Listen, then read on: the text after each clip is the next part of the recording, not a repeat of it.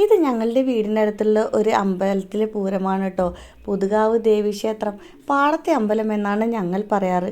ഇക്കൊല്ലം 2 ദിവസമായിട്ടാണ് പൂരം ആഘോഷിക്കുന്നത്. ഒരു ദിവസം ആഘോഷങ്ങളും ഒരു ദിവസം ആനയും പൂരവുമായിട്ടാണ് പൂരം നടത്തുന്നത്. രാവിലെ അമ്മ പറനിറയ്ക്കാൻ വന്നിട്ടുണ്ടായിരുന്നു. നെൽപ്പറയാണ് അമ്മ വയ്ക്കാറ്. വീടിൻ്റെ ഐശ്വര്യത്തിന് നെൽപ്പറ വയ്ക്കുന്നത് നല്ലതാണല്ലോ. ഇവിടെ നെൽപ്പറ വയ്ക്കാനൊക്കെ ധാരാളം ആളുകളുണ്ടാവും. പിന്നെ ഇത് ഹനുമാൻ സ്വാമിക്കുള്ള പഴമാണ് കെട്ടിയിട്ടിരിക്കുന്നത്. ഭക്തർക്ക് ഹനുമാൻ സ്വാമിക്ക് പഴം സമർപ്പിക്കാമായിരുന്നു. പാടത്തിൻ്റെ തൊട്ടടുത്താണ് ഈ അമ്പലം സ്ഥിതി ചെയ്യുന്നത്. അതുകൊണ്ട് തന്നെ പാടത്തിൻ്റെ മനോഹരമായ കാഴ്ചയും ഈ അമ്പലത്തിനുണ്ടായിരുന്നു.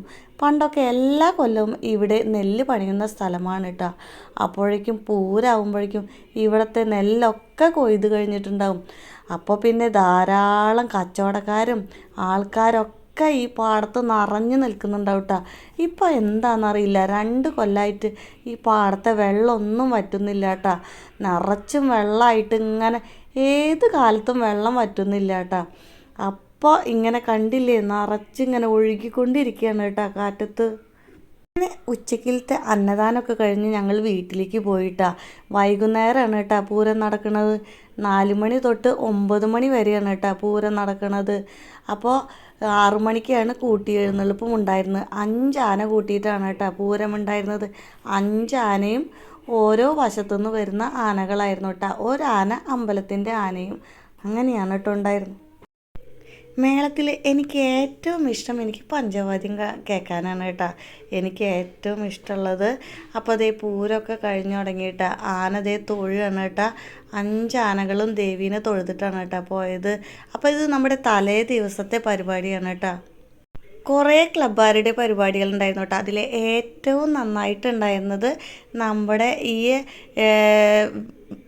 എന്താ പറയുക, ഈ തീയിന് ചുറ്റും ഒരു ഭൂതങ്ങൾ കളിക്കണ പോലത്തെ ഒരു കളിയായിരുന്നു കേട്ടോ. അതിൽ ഏറ്റവും നന്നായിട്ടുണ്ടായിരുന്നത്. നല്ല പരിപാടിയായിരുന്നു കേട്ടോ കാണാൻ. എല്ലാവർക്കും നല്ല ഇഷ്ടമായിട്ടുണ്ടായിരുന്നു കേട്ടോ അത് കാണാൻ. കുറേ ക്ലബിൻ്റെ തമ്പോലങ്ങളുണ്ടായിരുന്നു. എനിക്കങ്ങനെ പരിപാടിയൊന്നും മുഴുവനായിട്ട് കാണാൻ പറ്റാറില്ല കേട്ടോ. അപ്പോഴേക്കൊക്കെ എൻ്റെ ഏതെങ്കിലും കൂട്ടുകാരെ കണ്ടിട്ടുണ്ടാവും. പിന്നെ വർത്താനം പറഞ്ഞു നിൽക്കലായിരിക്കും കേട്ടോ നമ്മുടെ പണി. കൊല്ലത്തിലൊരിക്കലാണല്ലോ ഈ പൂരത്തിനൊക്കെയാണല്ലോ അവരെ കാണുക. അപ്പോൾ പിന്നെ പൂരം കഴിയണത് വരെയും വർത്താനം പറഞ്ഞു നിൽക്കലായിരിക്കും. അപ്പോൾ ബാക്കിയുള്ള പൂരമൊന്നും നമുക്ക് കാണാൻ പറ്റാറില്ല കേട്ടോ. അപ്പോൾ അങ്ങനെ നമ്മുടെ പൂരമൊക്കെ കഴിഞ്ഞിരിക്കുകയാണ് കേട്ടോ. അപ്പോൾ ഇനി അടുത്ത പൂരത്തിന് വേണ്ടിയുള്ള കാത്തിരിപ്പാണ് കേട്ടോ.